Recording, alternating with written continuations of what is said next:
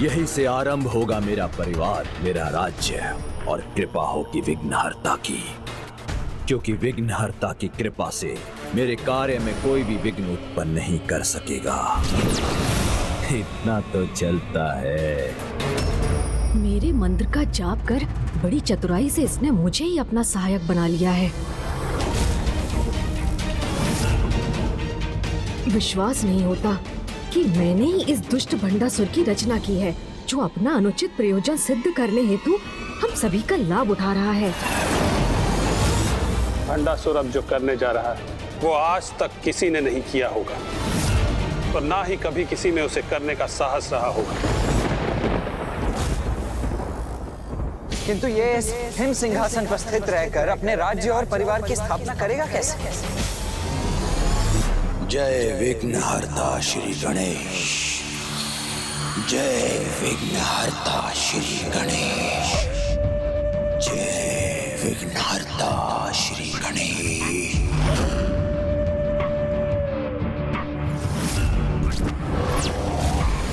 जय विघ्नहर्ता श्री गणेश, जय विघ्नहर्ता श्री गणेश, जय विघ्नहर्ता श्री गणेश।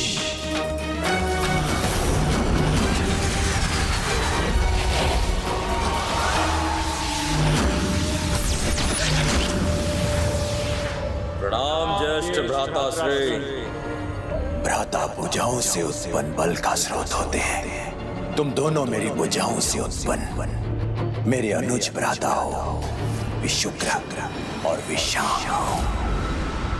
इसमें इतना अपार सामर्थ्य इस प्रकार रचेगा ही अपने परिवार को। जय विघ्नहर्ता श्री गणेश।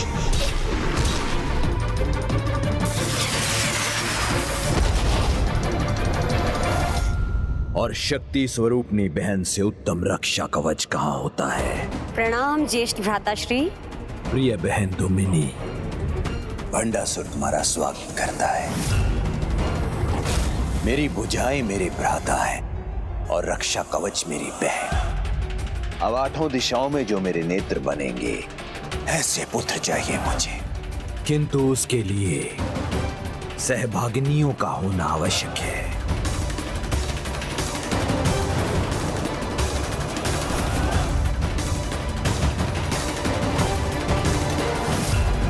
जय विघ्नहर्ता श्री गणेश।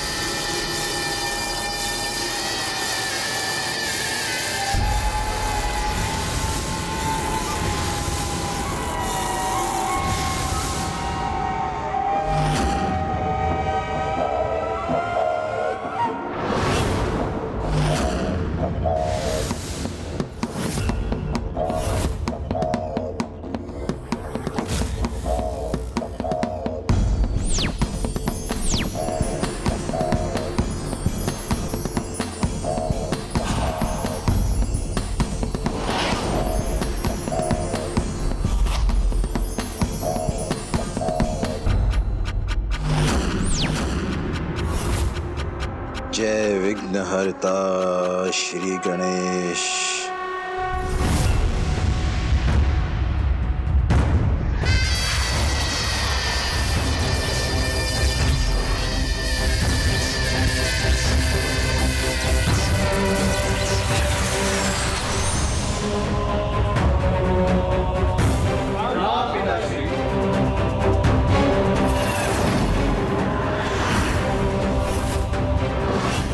मेरे पुत्रों, इंद्र शत्रु, प्रणाम पिताश्री। अमित्राग्न, पराग, विजय श्रुति, विंदुमल, विभीषण, उग्रकर्म, प्रणाम पिताश्री। उग्र धनवा, आठों दिशाओं में मेरे नेत्र बनोगे तुम। जो आज्ञा पिताश्री। हम महंतम भंडासुर के पुत्र हैं, हम आपको कभी निराश नहीं करेंगे पिताश्री। शीघ्र समस्त दिशाओं में केवल आपका ही एक छत्र शासन होगा।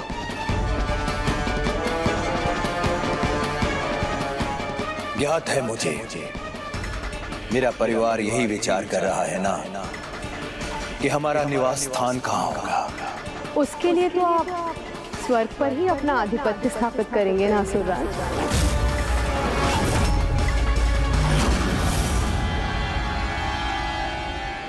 नहीं नहीं नहीं, मैं अपने लोक और अपने भवन का निर्माण करूंगा। इसमें मैं आपकी सहायता करूंगा।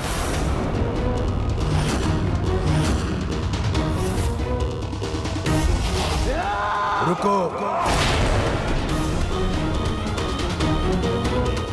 मेरे भ्राता और मेरे पुत्रों, संयम रखो। आने वाले की पदचाप ही बता देती है कि वो शत्रु है या मित्र। इसे पहचानना सीखो।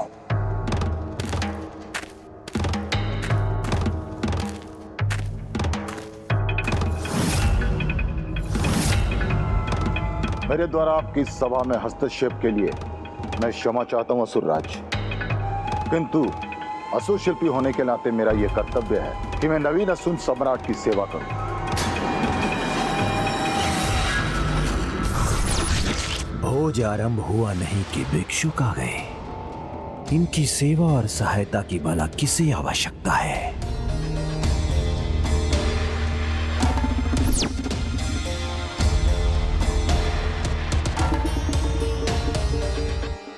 असुर शिल्पी, पूर्व काल में असुरों की महानतम राजधानी कौन सी थी? शोणितपुर। शोणितपुर।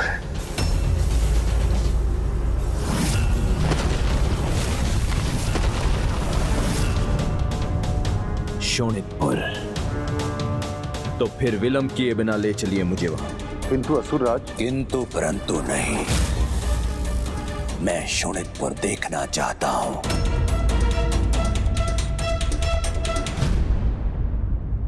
एक समय में शोणितपुर आसुरी शक्तियों का केंद्र था। यदि भंडासुर को इसका आभास हो गया तो वो और कहीं कदापि नहीं जाएगा।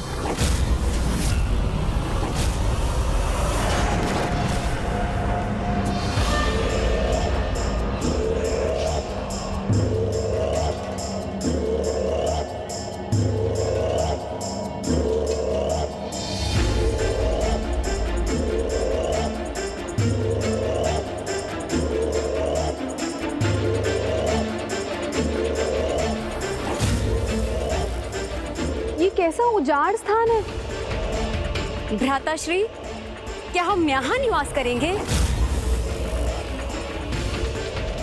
असुरराज भंडासुर जी, एक समय यही शोणितपुर असुर शक्तियों का गढ़ हुआ करता था। महान असुर तारकासुर की राजधानी हुआ करती थी ये शोणितपुर। स्वर्ग एवं अन्य लोकों से अधिक सुंदर और विशाल था, किंतु इसकी अनुपम भव्यता को नष्ट किया देव सेनापति कुमार कार्तिकेय।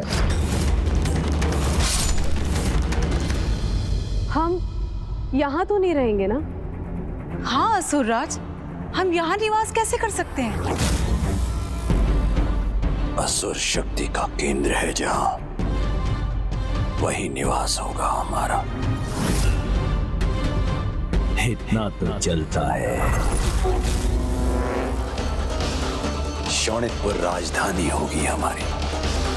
किंतु असुरराज, इस नगरी का जीर्ण शीर्ण अवस्था में सुधार लाना असंभव लगता है। असुर शिल्पी मैसूर जी, असंभव को संभव बनाना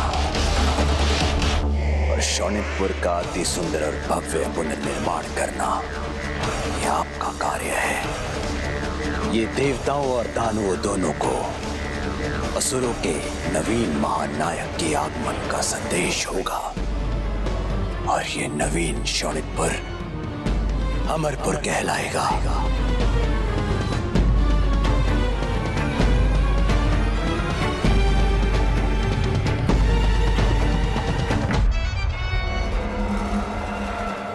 इस असुर ने तो राजधानी हेतु सर्वोत्तम स्थान का चुनाव कर लिया,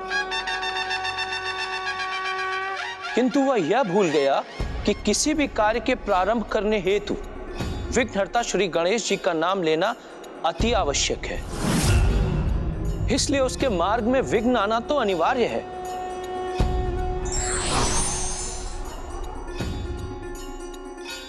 रुकिए मैसूर जी। महानतम राज्य का आरंभ क्या ऐसे करेंगे आप? विघ्नहर्ता गणेश जी का नाम लेकर आरंभ कीजिए, क्योंकि उनके नाम का स्मरण किए बिना कोई भी कार्य सफल नहीं होता।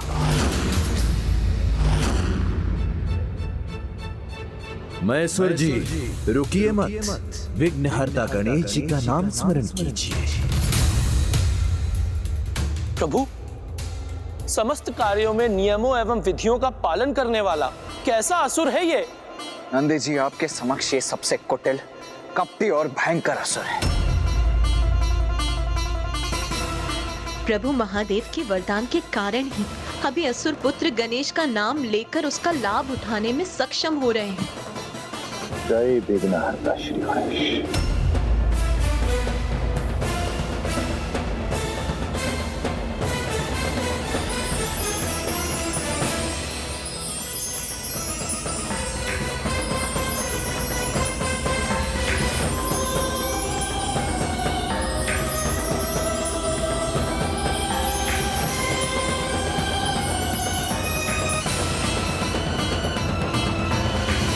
ये जो भी कर रहा है उसमें एक भव्यता है जो किसी भी अन्य असुर ने कभी उत्पन्न नहीं किया, और ये स्वयं हमारे लिए एक बहुत बड़ा विघ्न बनेगा।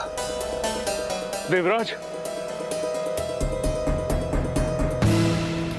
मेरे अनुसार ये मात्र एक भवन या किसी राज्य की राजधानी नहीं है, अपितु ये तो एक नवीन असुर साम्राज्य का आरंभ है।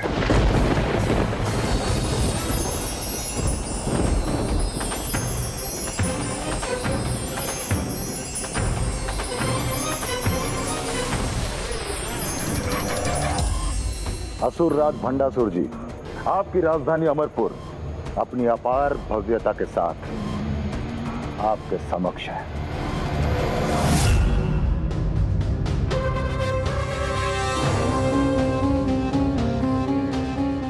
ये हाथ के हथेली के आकार में बना अमरपुर आपके इन शक्तिशाली हाथ का प्रतीक है, जो एक दीर्घ अवधि के उपरांत हम असुरों का उद्धार करेगा, हमें एक नवीन ऊंचाई तक ले जाएगा। क्योंकि आज आपके रूप में पुनः एक महान शक्तिशाली और बलशाली असुर राज का आगमन हुआ है।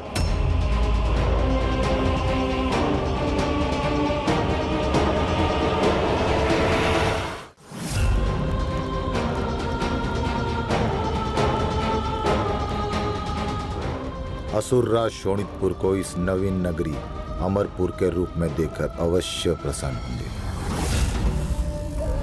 ये स्थान भव्य आवश्यक है, किंतु प्राण और शक्ति से विहीन है। प्राण और शक्ति? यहाँ प्राणों का संचार वैसे ही होना चाहिए जैसे श्री गणेश जी ने मेरे साथ किया, जो मेरी सबसे बड़ी भूल थी। प्राणहीन और शक्तिहीन राज्यसभा से असुरों के महानतम साम्राज्य पर राज करूंगा। प्राण रहित भव्यता निरर्थक है मैसूर जी। मुझे प्राण गणेश जी ने दिए और शक्ति महादेव ने, तो अमरपुर पर भी उनकी कृपा दृष्टि होनी चाहिए। इसलिए मेरे सिंहासन के समक्ष गणेश जी की प्रतिमा और मेरे सिंहासन के पीछे महादेव जी के शिवलिंग को स्थापित कीजिए।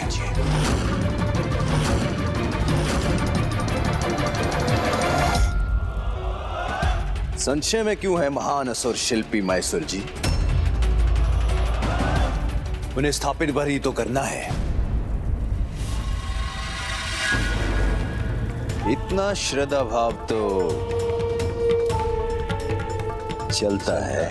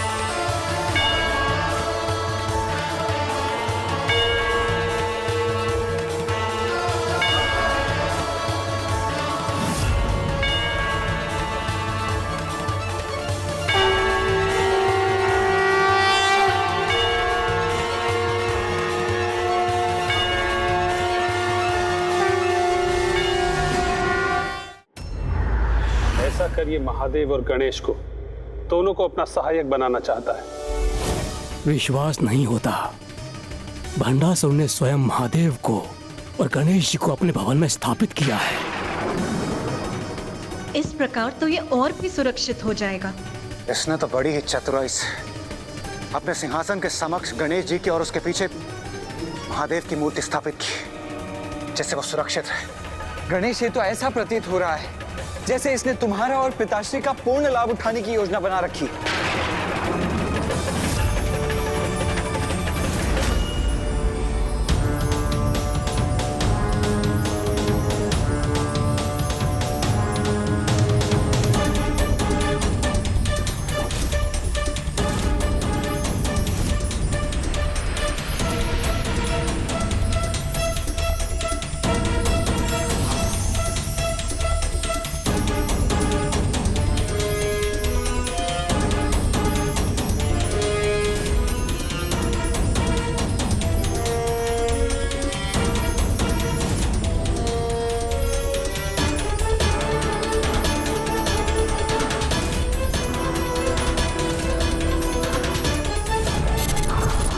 जय विघ्नहर्ता श्री गणेश, जय विघ्नहर्ता श्री गणेश, जय विघ्नहर्ता श्री गणेश।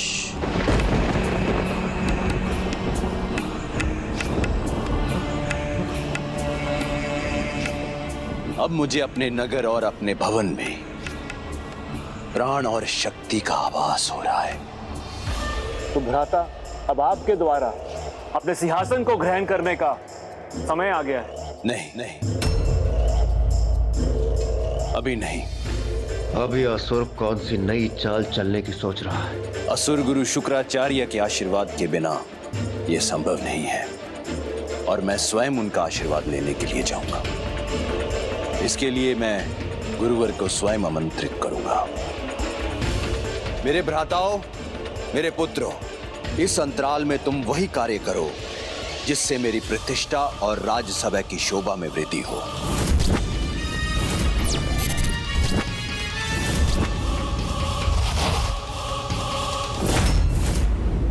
ये भंडासुर ने अपने भ्राता और पुत्रों को कहां भेज दिया? ये कैसी विपत्ति का संकेत है?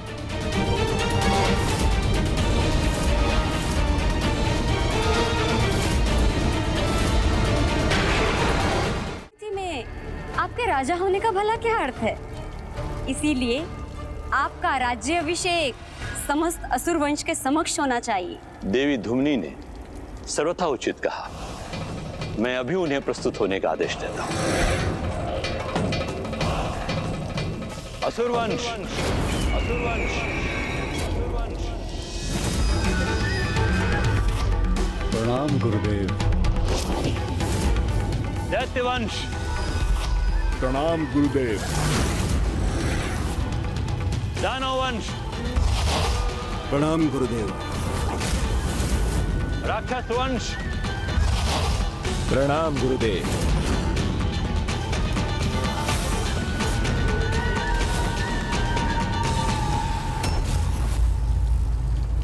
हमें असुर गुरु ने यहाँ क्यों बुलाया है?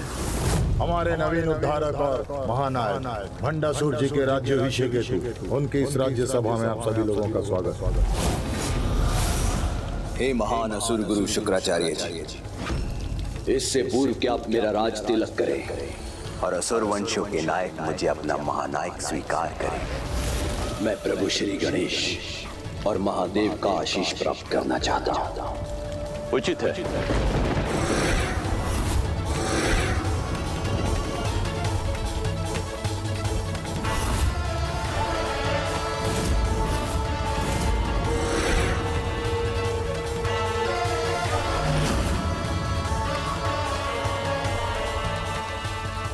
ये हमारे महानायक होने के योग्य नहीं।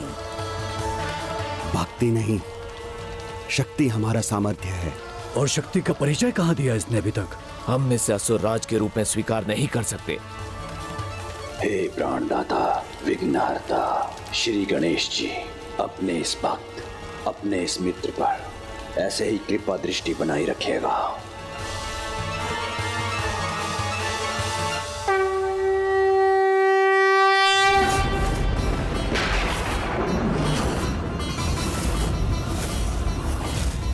उचित नहीं हो रहा है ये। गणेश को विवश कर उससे आशीष प्राप्त कर लिया इस दुष्ट ने। अपनी चतुराई से, पाखंड से असुरों के कार्यों में विघ्नकर्ता को विघ्नहर्ता बना रहा है भंडासुर। हे शक्तिदाता प्रभु महादेव, मुझे असुर सम्राट का सिंहासन ग्रहण करने के पूर्व आशीर्वाद दीजिए।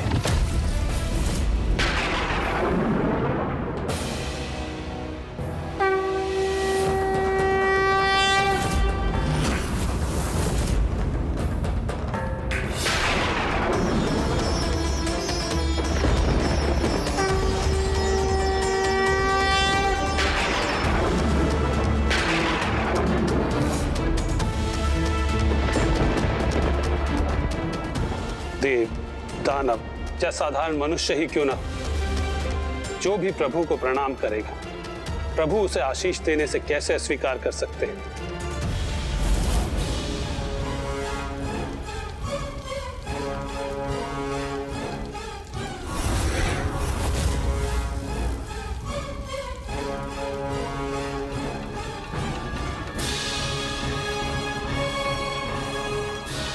हे असुर गुरु, अत्यंत शक्तिशाली साम्राज्य के विस्तार में आपका मार्गदर्शन मुझे सदैव प्राप्त हो।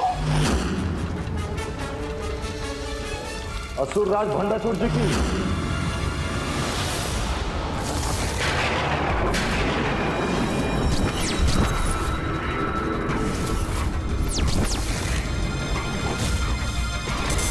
मैं क्रोध हूं।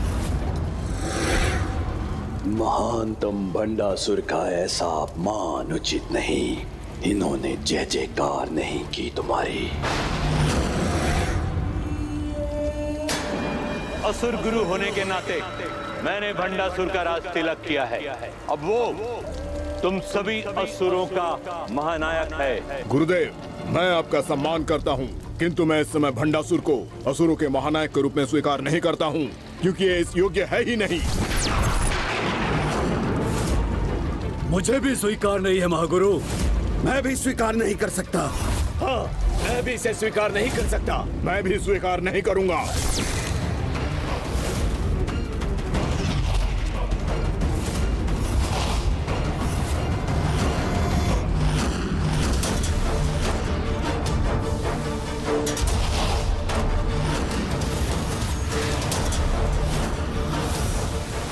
नहीं बहन दुमिनी, ये उचित नहीं।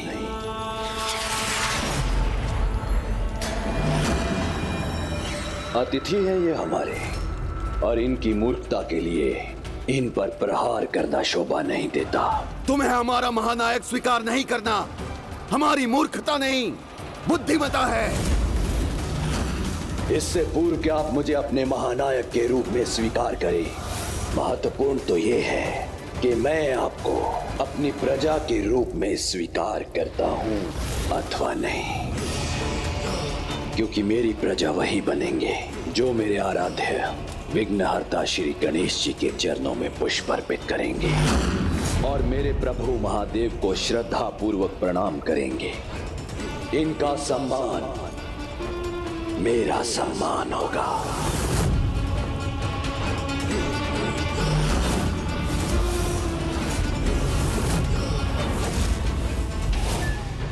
ये भंडासुर तो असुरों के सर्वथा विपरीत आचरण कर रहा है। अर्थात जब इसका सत्य हमारे समक्ष आएगा तो वो अत्यंत भयंकर होगा। ये क्या हो गया आप सभी लोगों को? आप इस प्रकार असुर राज का अपमान क्यों कर रहे हैं? उठाइए पुष्प और उनके आदेशानुसार उन्हें समर्पित कीजिए और स्मरण रहे, असुर राज आपके महानायक है। नायक? किंतु क्यों? पुनः एक महानायक की क्या आवश्यकता है हमें? और वो भी ऐसा जो देवताओं की भक्ति में लीन हो। प्रथम पूज्य देव गणेश जी जिसके आराध्य हो और जिसकी सभा में महादेव भी प्रतिष्ठित हो, उसे वो अपना महानायक क्यों माने?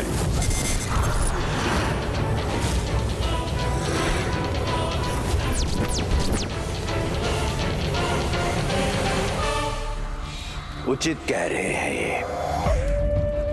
अपने बल का प्रमाण अभी कहां प्रस्तुत किया है मैंने? अपने अपार सामर्थ्य से मैं क्या करने में सक्षम हूँ, सर्वप्रथम इसका उदाहरण प्रस्तुत करना ही होगा मुझे।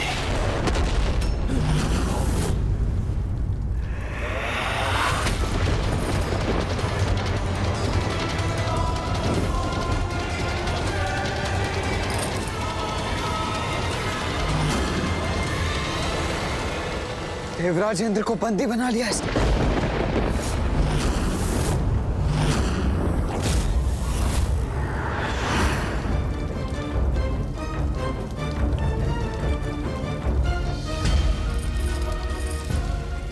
देवराज इंद्र इस अवस्था में? और ये रहा देवराज का स्वर्ग जिसमें बंदी है उनके अन्य देवता।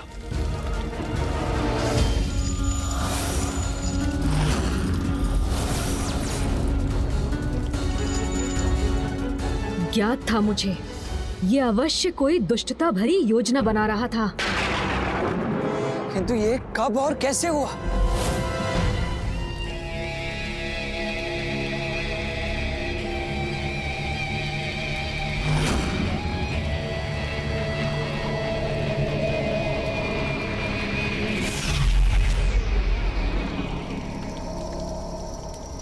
राज्याभिषेक के उपलक्ष्य पर ये उपहार स्वीकार कीजिए पिताश्री।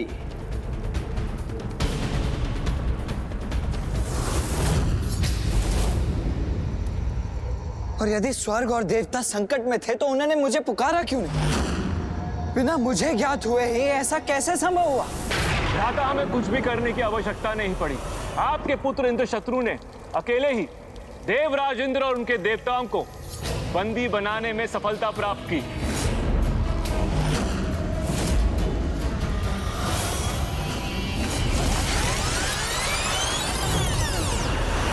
इस अंतराल में तुम वही कार्य करो जिससे मेरी प्रतिष्ठा और राजसभा की शोभा में वृद्धि हो।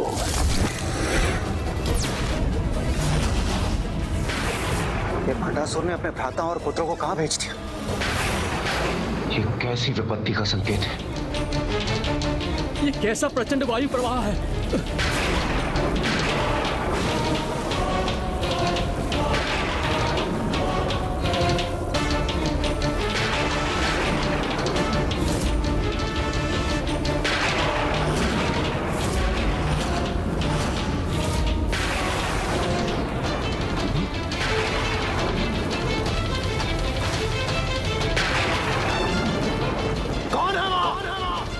यदि इतना साहस है तो आओ मेरे समक्ष।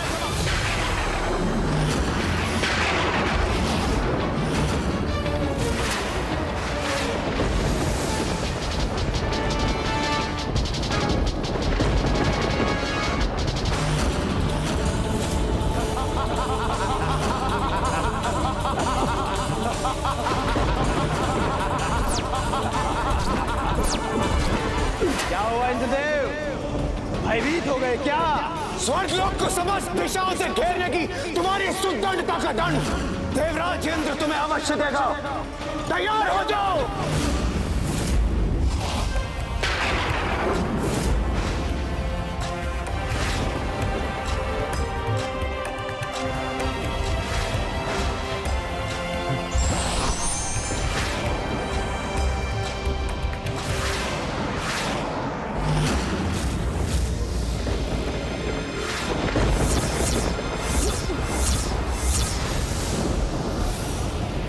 हम इस ऊर्जा चक्र के बाहर जाने में अक्षम क्यों हो रहे हैं? इन दूतों ने तो हमें अपनी ऊर्जा से बांध दिया है।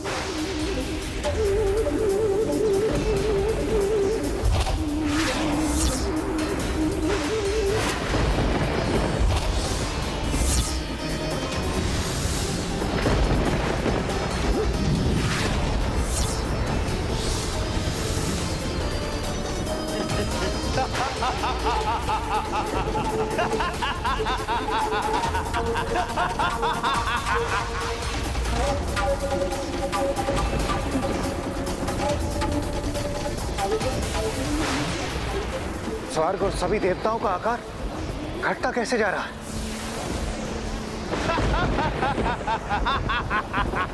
मैं तुम्हें देवताओं और स्वर्ग के साथ ऐसा कदापि नहीं करने दूंगा। नहीं देवराजेंद्र, मेरी मायावी शक्तियों के समक्ष तुम नहीं टिक सकते।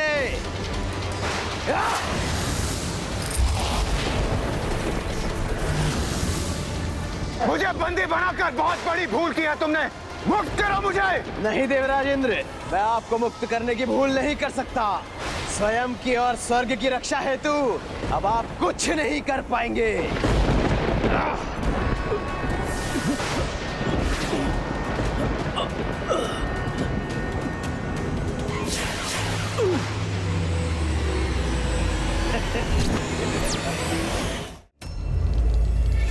पुत्रेंद्र शत्रु, तुमने अपने नाम को सार्थक कर दिया है। अब हमारा कोई भी शत्रु बनने का साहस नहीं करेगा। मेरा सामर्थ्य ज्ञात हो गया होगा सभी को, अथवा कोई अन्य उदाहरण प्रस्तुत करूं?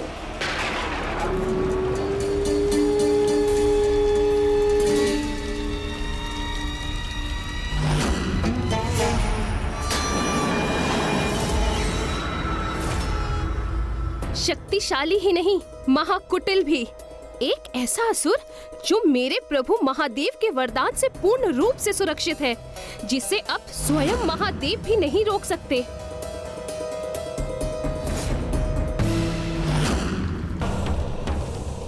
मेरे समक्ष नहीं, मेरे प्रभु गणेश जी और महादेव जी के समक्ष झुककर उन्हें पुष्प अर्पित कीजिए, तभी आप सबकी मेरी प्रजा में गणना होगी।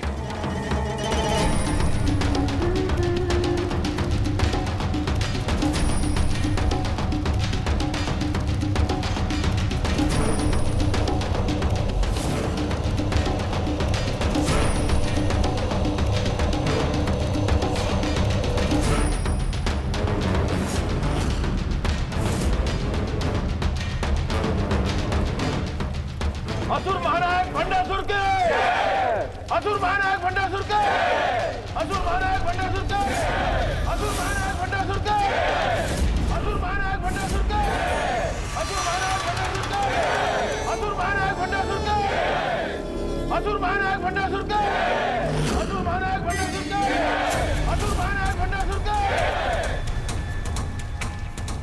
पुत्र इंद्र शत्रु, स्वर्ग और इन असहाय देवताओं का क्या भविष्य निश्चित किया है तुमने? पिताश्री, अभी तक कुछ विचार नहीं किया है मैंने, किंतु अब विचार आ रहा है कि क्यों ना अपनी भूख मिटाने के लिए इन समस्त देवताओं को निगल जाऊं मैं।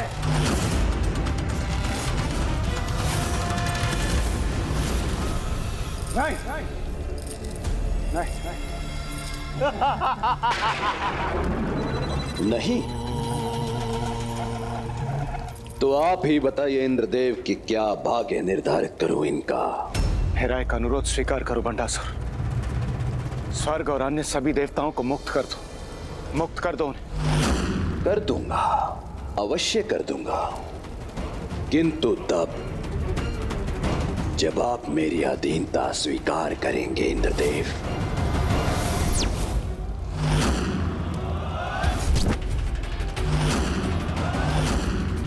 क्योंकि अपनों की रक्षा के लिए इतना तो चलता है, मुझे स्वीकार है, मुझे स्वीकार है, मुझे स्वीकार है।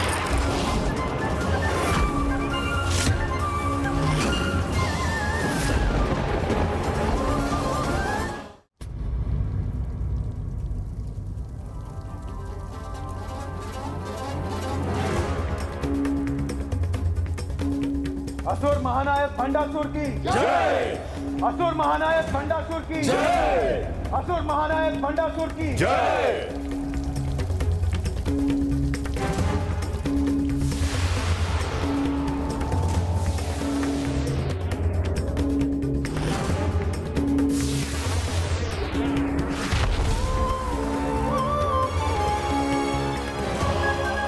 हम देवता इतने दुर्बल हो गए हैं आज कि हमें मुक्त कराने हेतु देवराज इंद्र भंडासुर की अधीनता को स्वीकार करने में विवश हो गए।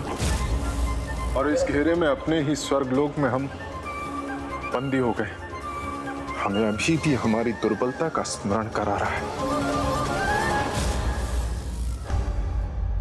आप स्वयं देख लीजिए स्वामी, कितनी असीम शक्ति प्रदान की है अपने भंडासुर को।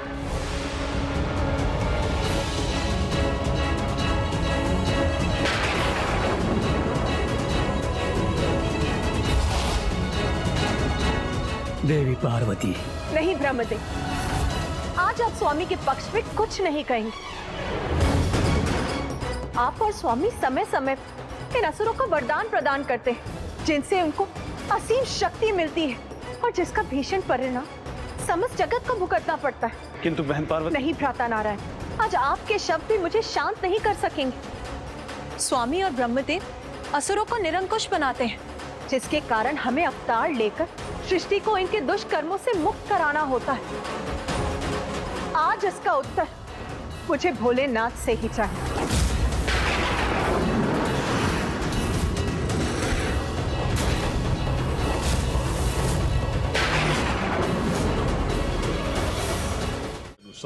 भंडासुर की शक्ति में वृद्धि होने से उसे कोई नहीं रोक सकता। माता पराशक्ति। किंतु ऐसा तभी होगा जब तक वो स्वयं कोई बड़ी भूल नहीं करता, क्योंकि जिस दिवस स्वयं उससे ऐसा कोई दोषपूर्ण आचरण हुआ तो उसके पतन का आरंभ हो जाएगा।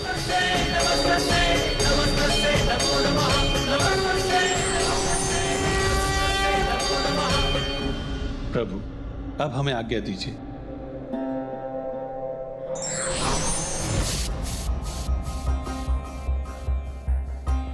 जिस दिवस स्वयं उससे ऐसा कोई दोषपूर्ण आचरण हुआ तो उसके पतन का आरंभ हो जाएगा। निश्चिंत रहो इंद्रदेव, जब तक आप मेरे अधीन हैं आपका स्वर्ग सुरक्षित है। मेरे भ्राताओं और मेरे पुत्रों, केवल एक स्वर्ग और एक इंद्र से मेरे राजसभा की शोभा नहीं बढ़ेगी, इसलिए विश्राम का समय नहीं है। तुम्हें तो सभी स्वर्गों से उनके इंद्रों को मेरे अधीन करना है।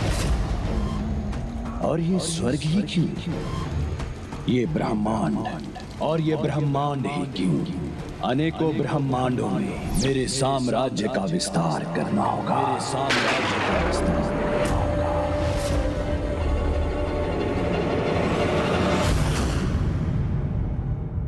ब्रह्मांडों पर विजय प्राप्ति हेतु हमारी पताका के साथ 2 भयंकर दैत्य को भेजो, जो भी उसे रोककर हमारी अधीनता अस्वीकार करे उसे धूल दूसरित कर दो।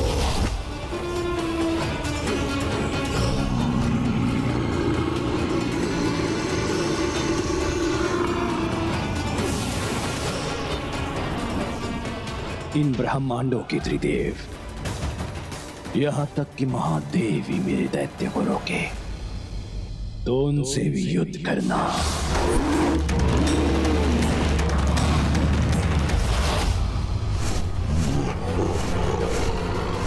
सभी ब्रह्मांडों के त्रिदेवों का सम्मान करते हैं हम, किंतु महान असुर महानायक भंडासुर के आदेशानुसार ये घोषणा करते हैं कि कोई हमारे इन दैत्यों को रोकने का दुस्साहस ना करे, अन्यथा हमसे युद्ध करना होगा।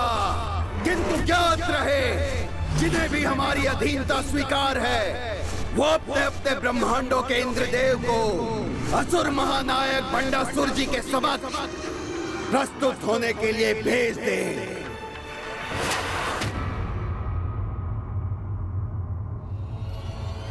ये क्या, किसी भी ब्रह्मांड के त्रिमूर्ति भंडासुर के दैत्य को रोकने का प्रयास क्यों नहीं कर रहे? सभी ब्रह्मांडों के त्रिदेव हमारे महादेव द्वारा भंडासुर को दिए वरदान का सम्मान कर रहे हैं भैया।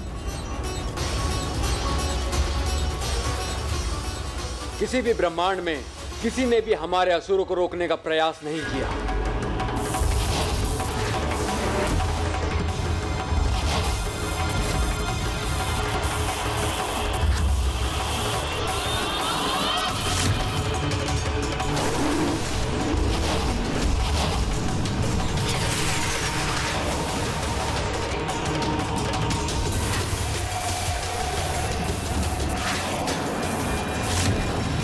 किंतु प्रभु, इस प्रकार तो भंडासुर बिना किसी विरोध का सामना किए एक के बाद एक ब्रह्मांड पर अपना आधिपत्य स्थापित करता चला जाएगा। हाँ नंदी जी, भंडासुर की शक्ति में इसी प्रकार निरंतर वृद्धि होगी, क्योंकि अभी उसे रोकने के लिए कुछ नहीं किया जा सकता। किंतु जैसा प्रभु हयग्रीव ने कहा था, मात्र तभी तक जब तक उससे कोई दोषपूर्ण आचरण नहीं होता। असुर महानायक भंडासुर, अब आपको असुर महासभा को संबोधित कर सभी असुरों को उनके महान भविष्य के लिए प्रेरित करना चाहिए।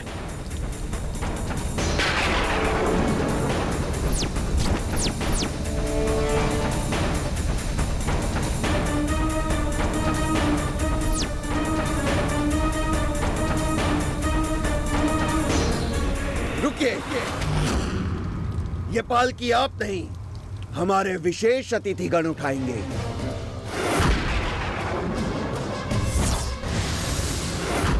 भ्राताश्री, ये भिन्न भिन्न ब्रह्मांडों के इंद्रदेव आज से आपके अधीन है और अब से यही इंद्रदेव आपका भार वहन करेंगे।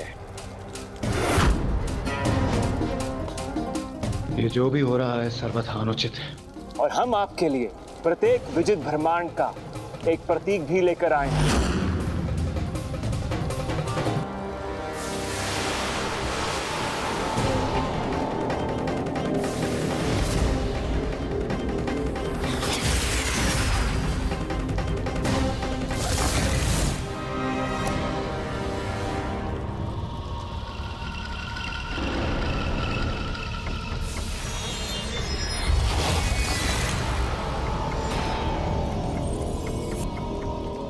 अपनी संपूर्ण प्रजा की महासभा को संबोधित करने के पूर्व ये उपहार प्राप्त करना अत्यंत शुभ है। असुर महानायक,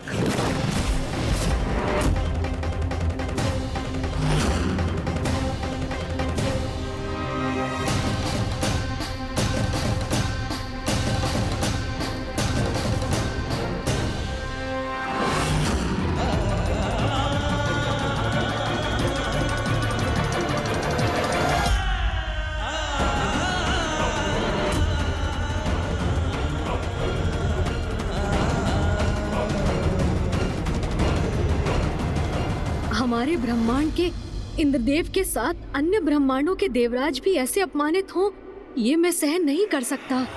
तुम चिंता मत करो अनुज गणेश, शीघ्र ही इससे कोई भूल अवश्य होगी, क्योंकि इतनी अपार शक्ति से तो किसी की भी सद्बुद्धि दुर्बुद्धि में परिवर्तित हो सकती है। फिर ये भंडासुर जैसा दुष्ट तो अवश्य ही कोई ऐसी आरंभिक भूल करेगा, जिसके पश्चात ये अनेकों भूल करने पर विवश होकर अपने पतन की ओर अग्रसर अवश्य होगा।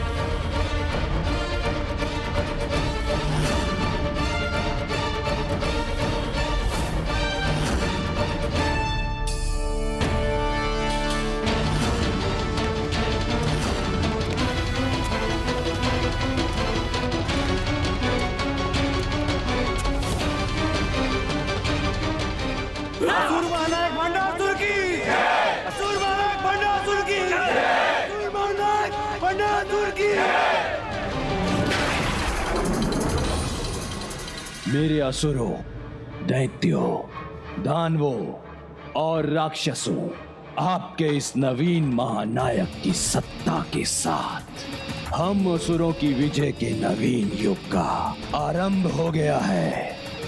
अब सर्वत्र फहराएगी हमारी विजय पताका। और गर्व की बात तो ये है कि असुरों का प्रभुत्व 10 ब्रह्मांडों में स्थापित हो चुका है।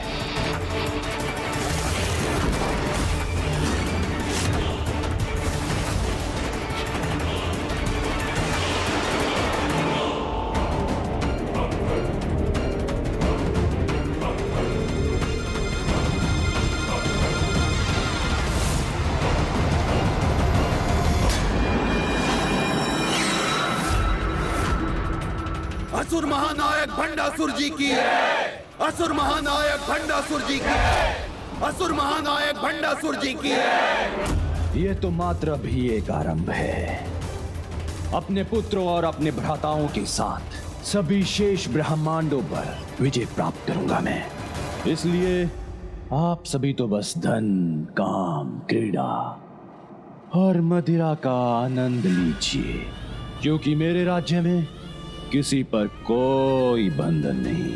पूजा पाठ व्यर्थ है, त्यागिए इसे। धर्म एक बेड़ी है, छिन्न भिन्न कर दीजिए इसे और आनंद में मग्न हो जाइए।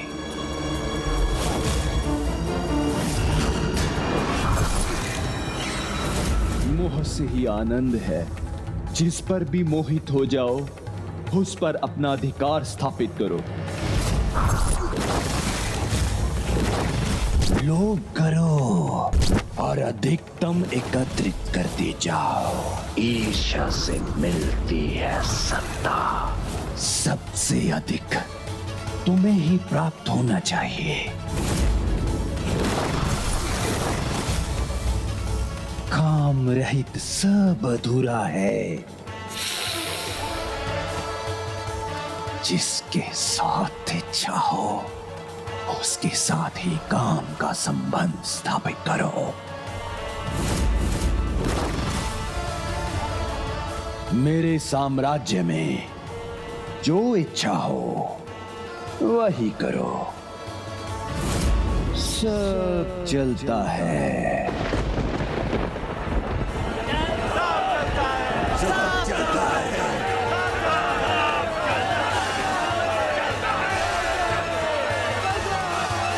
यहाँ मेरा कार्य संपन्न हुआ।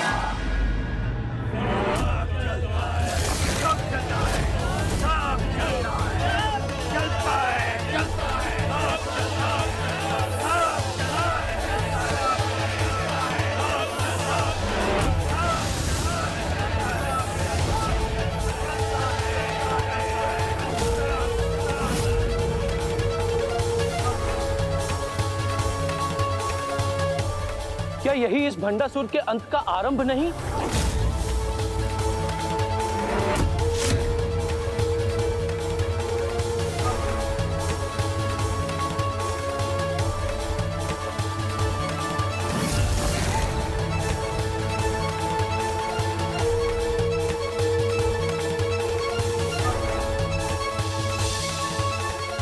प्रणाम विघ्नहर्ता श्री गणेश जी।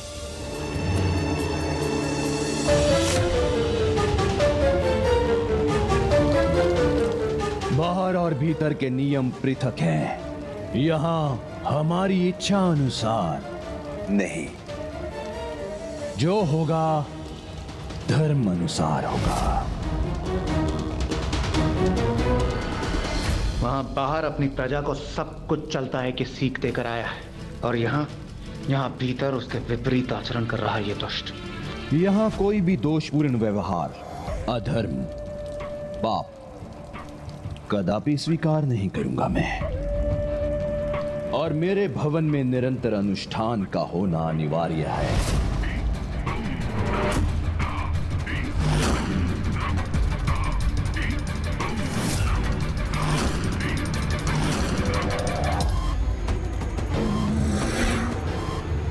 अचंभित हो गए क्या? किंतु सत्य तो यही है, धर्म, पूजा पाठ बेड़ियां नहीं, वो पुष्प हैं जो आपके भविष्य का मार्ग सुगम बनाते हैं। आज से हर दिवस 24 घंटे 1,00,000 कुंडीय यज्ञ होगा। प्रतिदिन शिवलिंग का अभिषेक और गणेश जी की प्रतिमा का पूजन भी अवश्य होगा। और पूजा पाठ ही पर्याप्त नहीं, उनका उचित फल तो तभी प्राप्त होगा यदि उनके साथ सभी 16 संस्कारों का भी पालन होगा। बाहर सब चलता है और घर के भीतर इतनी धर्मपरायणता। हाँ भैया, जिससे बाहर आसुरी प्रवृत्ति का विस्तार हो, विनाश हो, और यहाँ भीतर ये दुष्ट असुर परिवार और भी सुरक्षित और शक्तिशाली बनकर अपने कुटिल प्रयोजन को आगे ले जा सके। प्रथम संस्कार, गृह में सदा तांबुल अथवा पान का सेवन हो, और विशेषकर गृह की स्त्रियां ऐसा अवश्य करें, क्योंकि तांबूल के प्रयोग से गृह में सदा श्री और सौभाग्य का वास होता है। और दूसरा संस्कार, शौच के उपरांत चरण धोए बिना कोई भी गृह में प्रवेश या पूजा पाठ नहीं करेगा, क्योंकि शौच के उपरांत चरण न धोने से कलयुग का प्रभाव होने पर दुर्दिन का आरंभ होता है। तीसरा संस्कार, गीले चरण लेकर कभी निंद्रा हेतु शैया पर नहीं जाना, क्योंकि इससे कुविचारों को प्रोत्साहन और दरिद्रता को आमंत्रण प्राप्त होता है। और चौथा संस्कार, निर्जन स्थान पर कभी अकेले निंद्रा नहीं करना। इस संस्कार के पालन से शत्रुघात का भय क्षीण होता है। और पांचवा संस्कार, गृह में सेवक, प्रहरी अथवा छात्र को आवश्यकता से अधिक निंद्रा लेने की छूट नहीं होगी, क्योंकि प्रहरी और सेवक निद्रा में रत रहेंगे तो गृह की सुरक्षा क्षीण होगी, कार्य पूर्ण नहीं होंगे। और छात्र अधिक समय निद्रा का सेवन करेंगे तो विद्या अर्जित नहीं कर सकेंगे। और छठा संस्कार, पूर्ण रूप से अंधकारमय कक्ष में कभी निंद्रा नहीं करना, क्योंकि ऐसा करने से अंधकारी शक्तियां का प्रभाव नहीं होता। और सातवां संस्कार, कभी भी शमशान भूमि में निंद्रा नहीं करना, क्योंकि शमशान में निद्रा करने से व्यक्ति स्वयं को नकारात्मक ऊर्जाओं से प्रभावित होने का अवसर प्रदान करता है। आठवां संस्कार, अपनी शैया पर कभी भोजन नहीं करना, क्योंकि ऐसा करने से अस्वस्थता एवं मृत्यु का योग बनता है। नौवां संस्कार, कभी निर्वस्त्र निंद्रा नहीं करना, क्योंकि निर्वस्त्र निद्रा करना महादेव का अपमान है। 10वां संस्कार, भोजन के उपरांत अपना मुख स्वच्छ करना आवश्यक है। ऐसा करने से अस्वस्थता उत्पन्न करने वाले कीटाणु और जीवाणु शरीर में प्रवेश नहीं कर पाते। और 11वां संस्कार, उत्तर दिशा में शीश कर कभी निंद्रा नहीं करना, क्योंकि ऐसा करने से चरण दक्षिण दिशा में हो जाते हैं। जो दक्षिण में वास करने वाले हमारे पूर्वजों एवं काल भैरव जी का अपमान है। जिनके कोप का परिणाम मृत्यु नहीं हुआ तो मानसिक संतुलन खोना तो अवश्य होता है। और 12वां संस्कार, अपना शीश कभी भी पश्चिम दिशा में रखकर निंद्रा नहीं करना, क्योंकि पश्चिम दिशा में शीश रखकर निद्रा करने से चिंताओं में वृद्धि होती है। और 13वां संस्कार, छात्र पूर्व दिशा में ही शीश रखकर निंद्रा करें, क्योंकि पूर्व में शीश रखकर निद्रा करने वालों को ज्ञान और विद्या सहज प्राप्त हो जाते हैं। और 14वां संस्कार, छात्रों के अतिरिक्त अन्य सभी दक्षिण में ही शीश रखकर निंद्रा करें, क्योंकि दक्षिण में शीश कर निद्रा करने वालों को धन, विद्या, यश, स्वास्थ्य, दीर्घायु सभी प्राप्त हो जाते हैं। 15वां संस्कार, निद्रा करते समय कम से कम 1 प्रहर सर्वप्रथम दाहिनी ओर मुख कर निद्रा अवश्य करें, क्योंकि ऐसा करने से गहरी निद्रा का सुख प्राप्त होता है और गहरी निद्रा प्राप्त करने वाला सदा सुखी रहता है। और अब 16वां संस्कार, सभी को ही ब्रह्म मुहूर्त में ही जागृत होना होगा, क्योंकि ब्रह्म मुहूर्त में प्राण वायु का प्रवाह होता है। इसीलिए ब्रह्म मुहूर्त में जागृत होने से व्यक्ति निरोगी और दीर्घायु बनता है। ये सभी 16 संस्कार, यज्ञ और वेद पाठ हमें प्रतिदिन पूर्ण करने होंगे।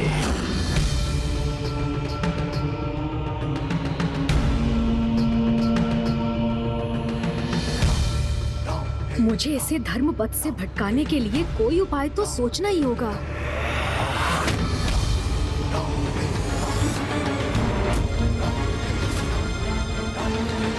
ये आसुरी प्रवृत्ति और साम्राज्य का विस्तार मुझे कदापि स्वीकार नहीं।